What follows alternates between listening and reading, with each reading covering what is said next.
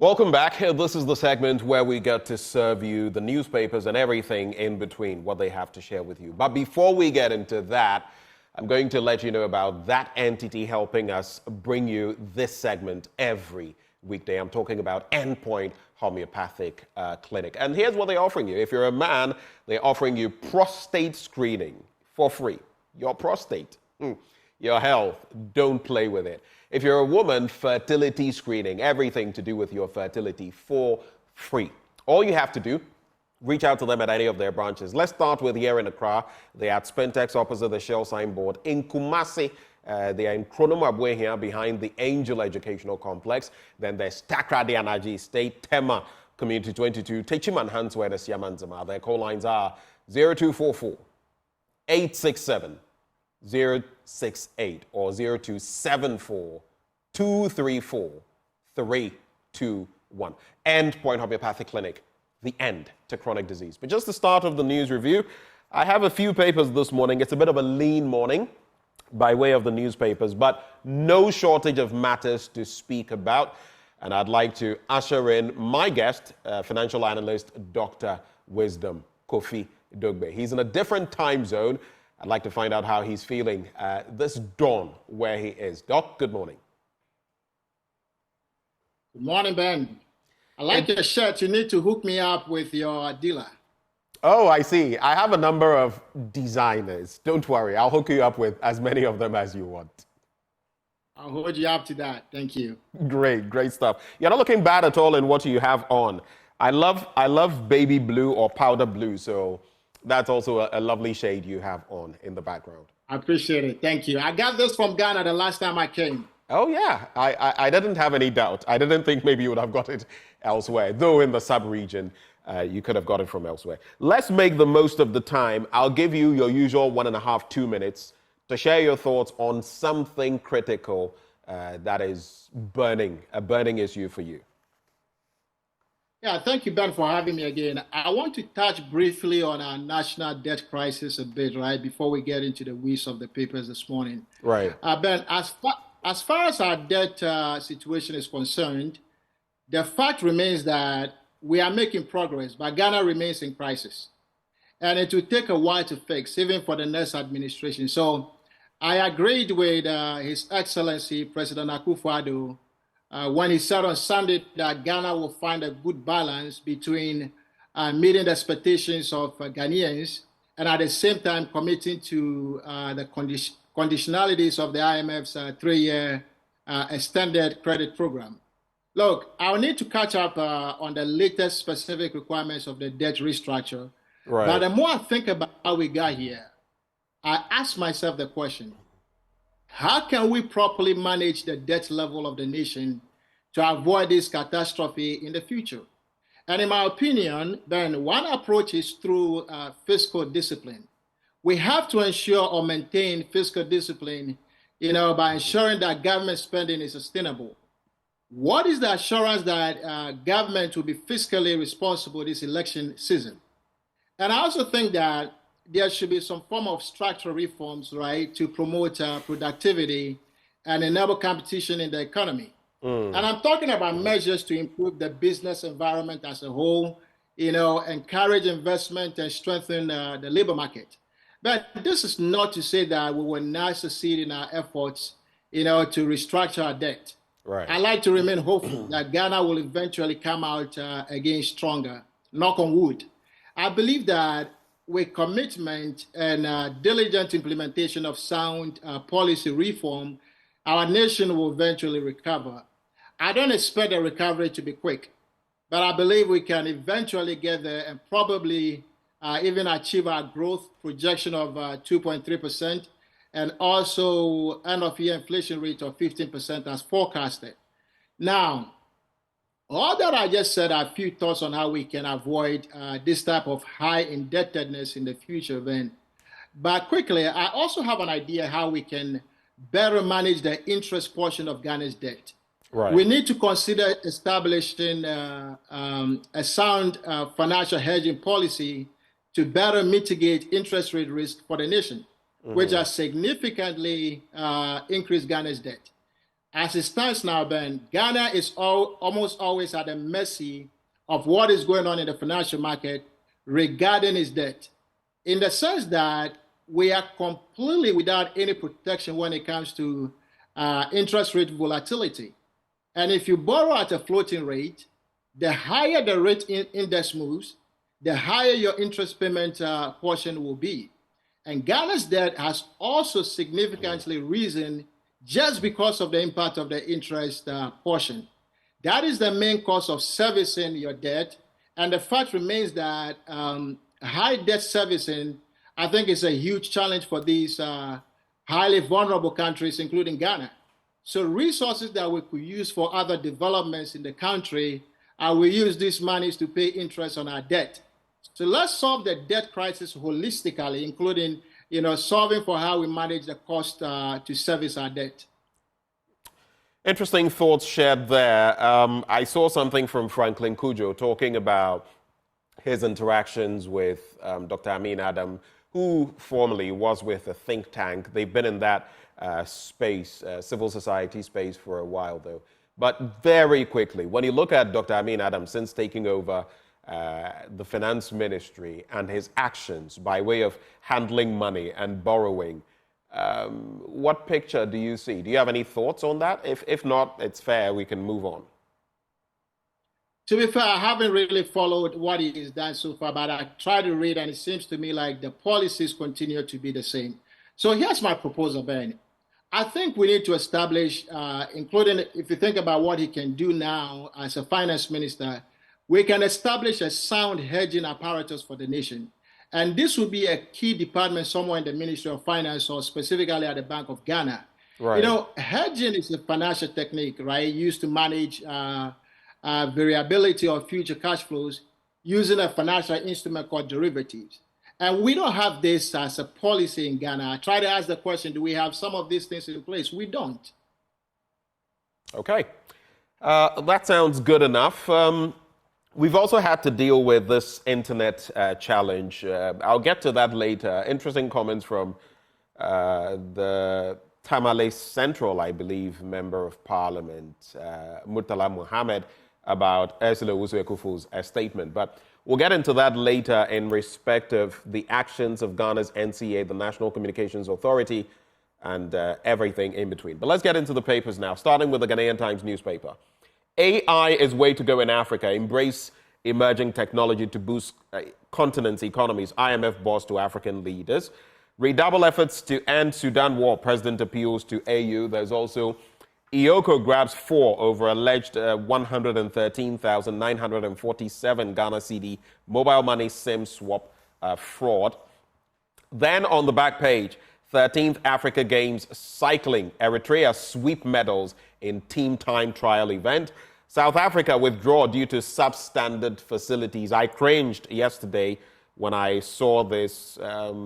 I'll get into that story. Zimbabwe crowned cricket champions at 13th African Games, and GESF is sole esports governing body in Ghana. So let's start with some sporting news. Now, Eritrea established its dominance in the team trial cycling event with a commanding performance to sweep the gold medals at the ongoing 13th African Games at Ablekuma in Accra. The penultimate event, the individual time trial, was also dominated by the Red Sea Camels. I don't know whether it's Camels or Camels, in both the men and women categories with a splendor, because there's an R in the word.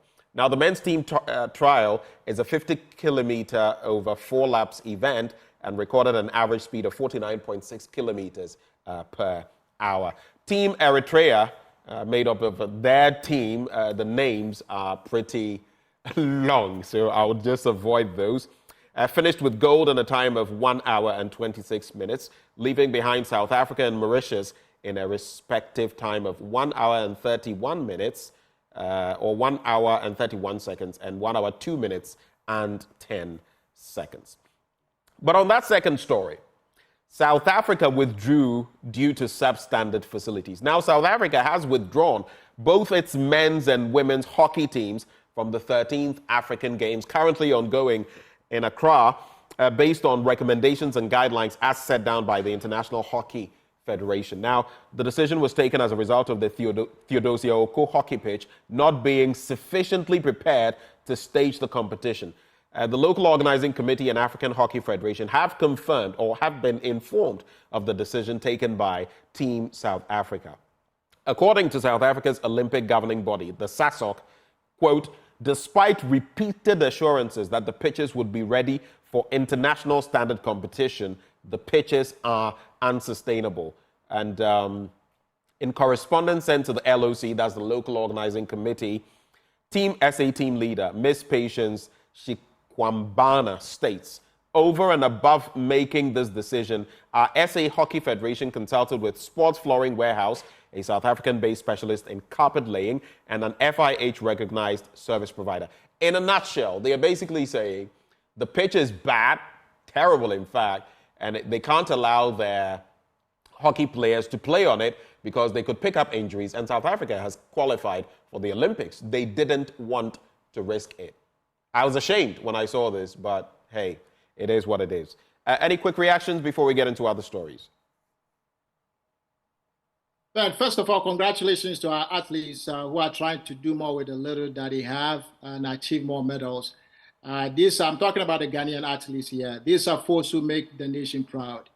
That said, I think that there's some failure on the part of whoever planned these African Games because there are too many stories of how some of the equipment they brought are of substandard. And now we are hearing that South Africa has withdrawn their men and women hockey teams from the games because of inadequate preparation and substandard hockey pitch.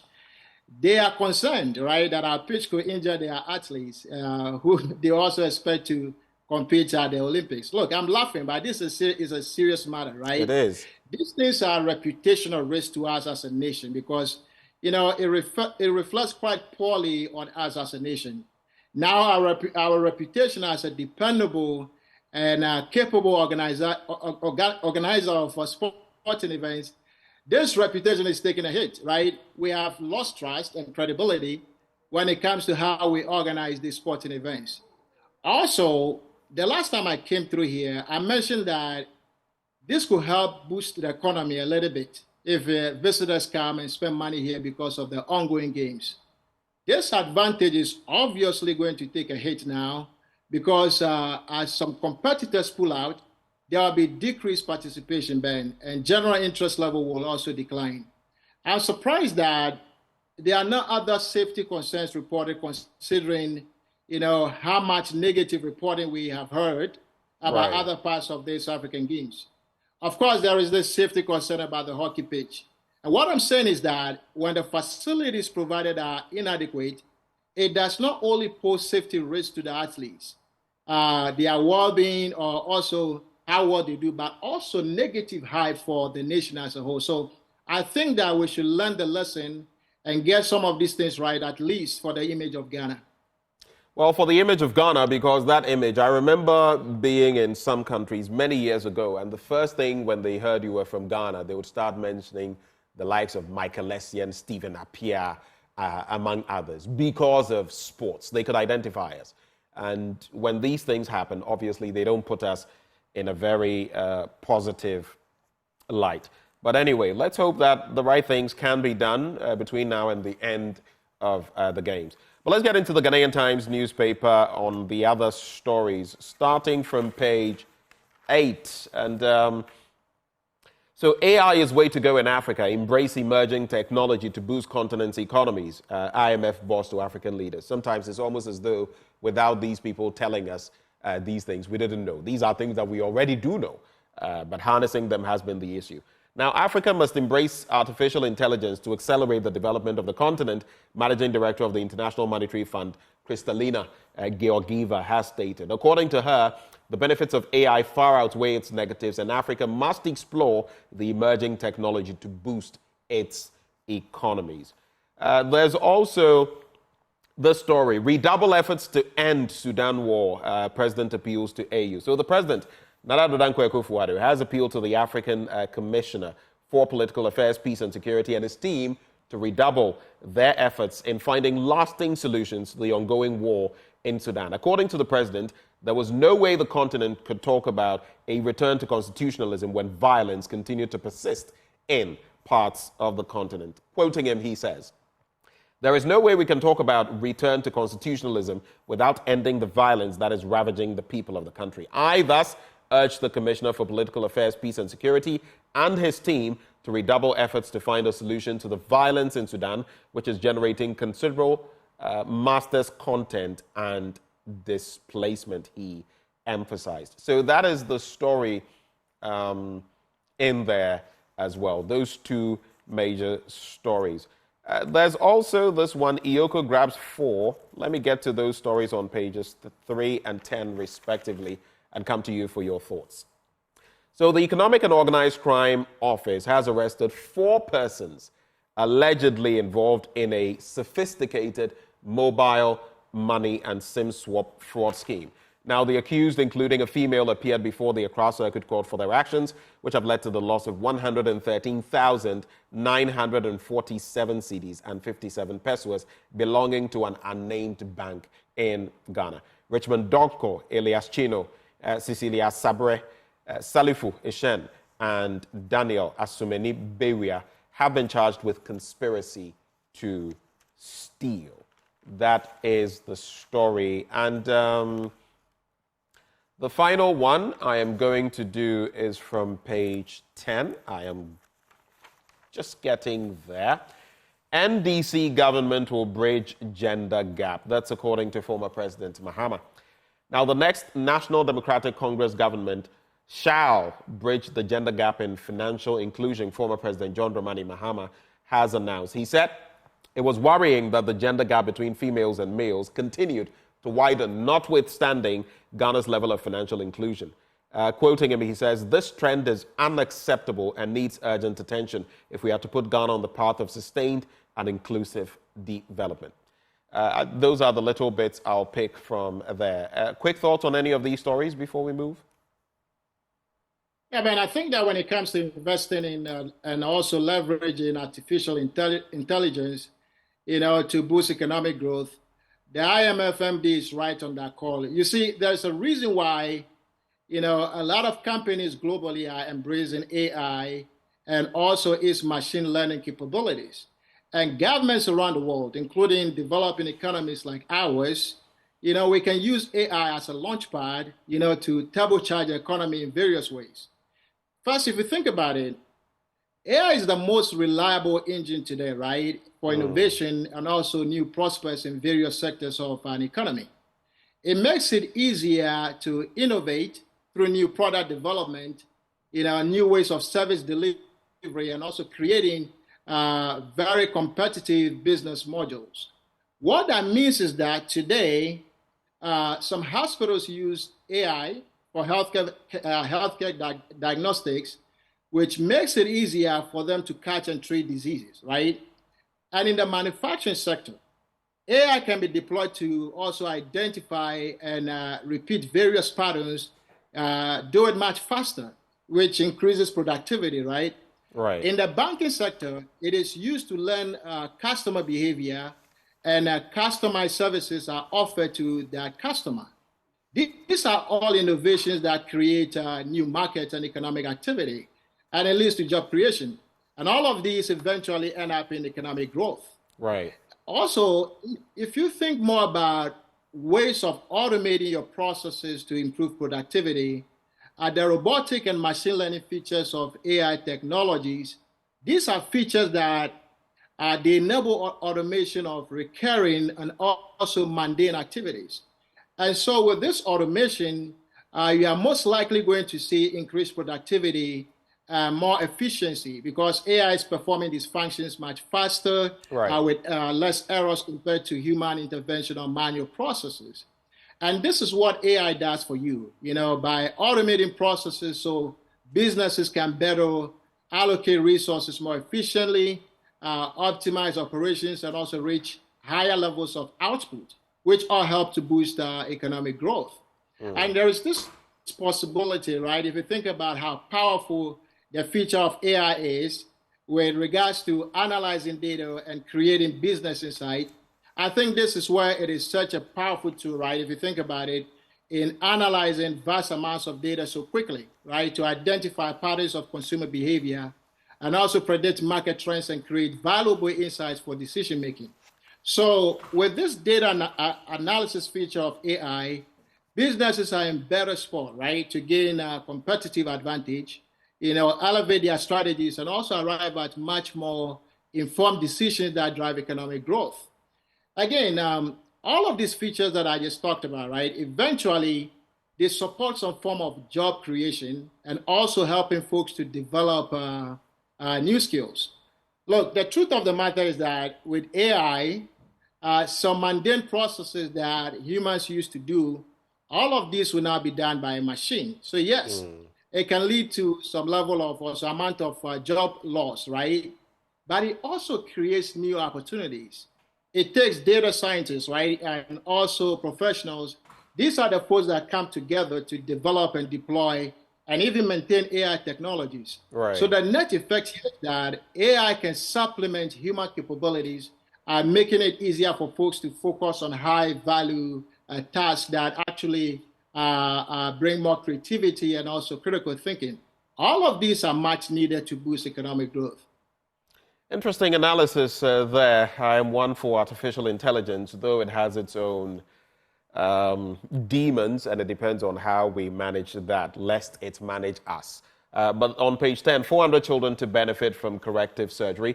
More than 400 Ghanaian children and adults born with cleft lips are to benefit from a medical surgery to correct the deformity in order to bring them hope and put smiles on their faces. This is courtesy of an NGO which is in town, like we usually have it. But in the next few minutes, let's make tracks with the leftover or the rest of the papers. The Daily Guide, Nana charges African leaders to end coups, but Mr. President, the coups will not end simply based on rhetoric. It will end based on action, but I'm sure you know that. Then, court shift system starts March 25. There's been a lot of talk about this, even among the legal community or the legal fraternity, but it appears her leadership, the Chief Justice, is going on that trajectory. Internet disruptions affecting economic activities. I heard a lot of people speak on these matters and how it's affecting them. And, we know that in Nigeria and Sierra Leone and other countries, a lot has been done to alleviate the plight of people. People are asking, why not Ghana? Why are we being lethargic? Why are we not living up to expectation? Now, we are just being given regurgitated information, 5 weeks, and so what? We sit on our rears and just wait till this has cost people their jobs. This has cost people a lot of business. And this is where Sam George yesterday was saying that the telcos, the group that Dr. Kenashigbe heads, is meant to speak on behalf of the telcos. And the NCA, the National Communications Authority, should look out for and speak on behalf of the general population, you and me, on behalf of us. But it appears they're also speaking for the telcos. So what is their role in all of this? And interestingly, there's another thought where I believe it's the Tamale Central lawmaker, Murtala Mohammed, I don't know whether I got that right, Tamale Central, is also talking about Ursula Owusu-Ekufo, the Communications and Digitalization Minister, plagiarizing a speech. I don't really think that's a major matter. We just want our internet connectivity back. Whether it was copied verbatim or somewhat from the Nigerian release, we don't really care. We want proper internet supply. But the UK denies seizing £15 million from Ghanaian. Let me quickly get into that. That will be the only story I do really from the Daily Guide. Authorities in the United Kingdom have denied any knowledge of the London Metropolitan Police impounding £15 million from an unidentified Ghanaian. A report by City Newsroom indicates that both the UK Financial Intelligence Agency, or Financial Intelligence Unit, and the Border Agency denied knowledge of claims suggesting that £15 million had been impounded from a Ghanaian upon arriving in London. Now, a short video making the rounds on various social media platforms claims a prominent member of the ruling New Patriotic Party was apprehended in the UK by the London Metropolitan Police and an amount of £15 million impounded from him. Now, in what appears to be a calculated attempt to draw bad blood for government, The individual in the video did not mention any specific name except to say the person was oftentimes referred to as Prime Minister. Well, that is the story there. And in Ghana, some people have been referred to variously as Prime Minister in different ways. So that is the story. But at least the confirmation now from the paper saying that the UK officials are saying no, there's nothing of that nature. In some more sporting news, game suspended after player seizure. An Argentinian top flight league game between Estudiantes de La Plata and Boca Juniors was suspended on Sunday after Chile international Javier Altamirano had a seizure on the pitch. And this also comes with sports sometimes. We've had the likes of Marc-Vivien Foe collapse on the pitch, lose his life. Recently, I think Rafael Dramina also suffering a similar fate. In this instance, it was a seizure. We pray for the best for that player. Any quick reflections? After I do the new finder, we are done. Yeah, but I think I want to comment a little bit on the internet issue, right? It is one issue that calls, in my opinion, right, it calls for some level of introspection, or better put, a call to action to review how we get our internet service in Ghana. Right. I am sure that many entrepreneurs in the countries that are impacted by these disruption, they may be seeing some business opportunities here, in terms of finding or expanding alternative sources of internet connectivity. Are we over-reliant on undersea cables? Look, I know that reducing our dependence on undersea cables for internet connectivity, I suspect it will be a little bit more complex, right? It would require some work, which will also require alternative infrastructure and strategies, to provide reliable and also cost-effective internet access, right, through other means that do not depend on undersea cables. But I think that with this incident, the time is ripe to at least begin the dialogue. So here's what I'm thinking we could do to reduce dependency on this source of connectivity.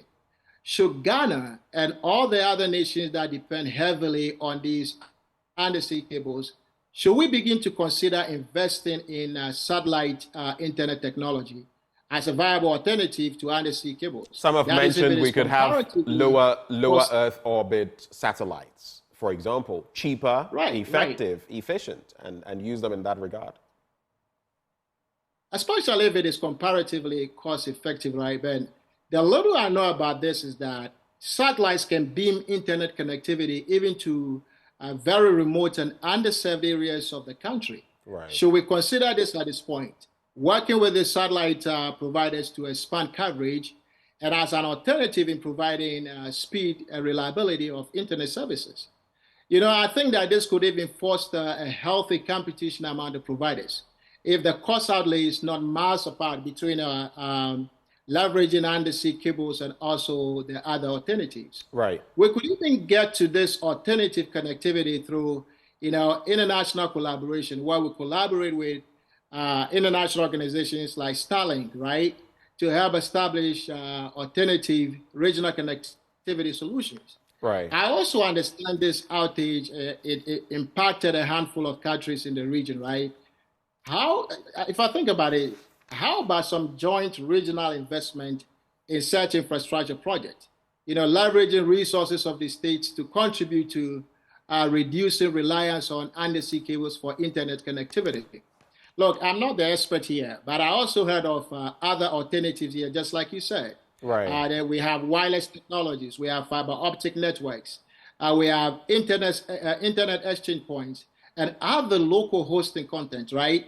And so all I'm saying is that let's have a dialogue and ask the question, if there is a way we can achieve some form of diversification regarding our internet connectivity in the country. Ben, with that in mind, I think that as important as internet connectivity... Dr. Dogbe, we have to go in less than a minute, so maybe you could make those comments succinct. Sure. Over to you. Sure. I think that our life should not depend on the internet so much, right? There are so many offline activities that we could engage in, apart from, of course, the business impact, we should be able to take time off and intentionally even turn off our browsers, read a book, cross off something from your bucket list. It shouldn't be a game changer, at least in the individual's life. I understand the business impact, but this is the time we can also think about what else can we do apart from being on the internet. Just before we go, the new find of newspaper. So resist arm twisting in Eurobond negotiations. IMF MD cautions Ghana, easier said than done. And then two sporting stories. Ex-Nigerian sports minister praises Ghana's organization of African Games. I don't know what he's seen. He talks about admiring everything that has happened. I wish he were here to see what else we were seeing. And the LOC, the local organizing committee, satisfied with 13th African Games. Well, I have expressed my dissatisfaction with a lot of what has happened. It's not to say nothing good has happened, but a lot of what has gone on has been nothing short of disgrace for Ghana. But we look forward to better times. In some 20 seconds, final thoughts, and then we're gone. Ben, you see, I don't have specific comments on the games anymore, apart from what I said, but right. I'll claim the time, right, to touch briefly on our economic destiny as a country. One thing we can all agree on is that, come what may, we as a nation, we should be championing policies with the best interests of the citizens at heart. Okay. Africa and Ghana in particular, we are rich, right, when it comes to resources. Let's fight corruption with a united force. Let's demand accountability, even from how these games were organized, right? Accountability from our leaders. And let's champion a cause of shared and also equitable economic prosperity for all. Okay. Let's do our part for God and country, like Ben likes to say. God bless the motherland. Thank you, Doc, for joining the conversation. Of course, that is a financial analyst at Dr. Wisdom Dogbe, who joined the conversation. Right before we go into sports, Endpoint Homeopathic Clinic helping us bring you this segment. And they're offering you, if you're a man, prostate screening for free. If you're a woman, fertility screening for free. Just reach out to them at any of their branches. In Accra, they have Spintex opposite the Shell signboard. Kumasi, Kronum Abuehia behind the Angel Educational Complex. There's Takra Dianaji State, Tema, Community 22, Techiman Hanswa, and the Siamanzama. Their call lines 0244 867 068 or 0274 234 321. Endpoint Homeopathic Clinic, the end to chronic disease. Time now for sports. Up next, do stay.